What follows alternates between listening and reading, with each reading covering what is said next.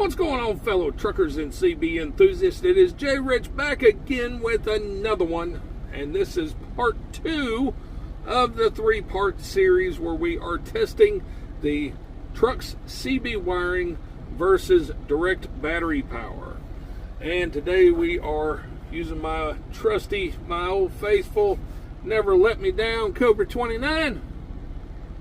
And actually it has let me down before, but that's okay. It's alright. So with this radio, it's got a little bit of tuning done on it. It's got bigger finals done with it. It's got some wiring back here inside the radio. I'm not going to show all that and give all the secrets away, but yeah, so it's got a little bit done to it. And well, we're going to see what it's going to do on truck wiring versus direct battery power. But before we go ahead and get too far into that video, go on ahead and hit that subscribe right down there in the corner. As always, a thumbs up is much appreciated. If you'd like to leave a comment, feel free to do so. But if you want to make an argument, make an argument. One word is not an argument. And yeah, I delete that BS. Anywho, on with the show. All right, here we are with the Cobra 29 hooked to our dosimeter. We are on the 200 watt scale, so we're looking at the top line 10, 20, 30, 40, 50. We are on the truck's wiring, which runs around to the back of the radio. Here is our battery power cord, and this is just as if you would throw it up there in that little cubby hole up there and talk on it. So let's go on and key up. As you see, we are keying up on the Cobra. We have a 9 watt dead key. Audio. Hello, audio. So we're pushing about 35 watts is what we're doing. Audio. Yep, right about 35 watts. So let's go on ahead and unplug this, and we'll plug in our battery power, see what we get. I do have to cut this video because somebody took my camera mount, which I stated in the previous video, so I have to cut the video.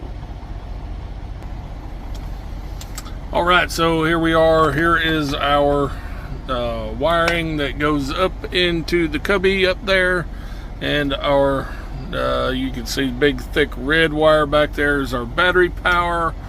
Everything is the same. We are on the 200 watt scale. Our dead key is now to 10. Audio. Audio. So right now we're pushing a little bit over 40 watts. So we've left 5 watts on the table by using the overhead cubby. There you have it. Part 2 of the 3-part with the Cobra 29. As you saw on the truck's wiring, it did 35 watts. On direct battery power, it did 40 watts.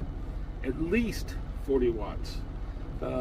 So I know a lot of people are going to say that it's only 5 watts, it don't matter. 5 watts is more than that radio came out of the box with. Well, you know what? That's not going to push you another 20 miles. It's not going to do that. But why leave any wattage laying on the table? You paid for whatever you paid for, whether it's just a peak and tune or bigger finals or maybe a Connex board in a Cobra 29. Whatever it may be, you did. Why leave that extra 5 watts on the table just because you don't want to run to the battery?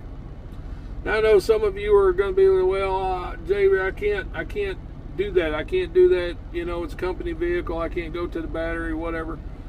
I get that. I get that. I choose to not work for companies like that. But on the other hand, I do get where companies don't want you fooling with their truck.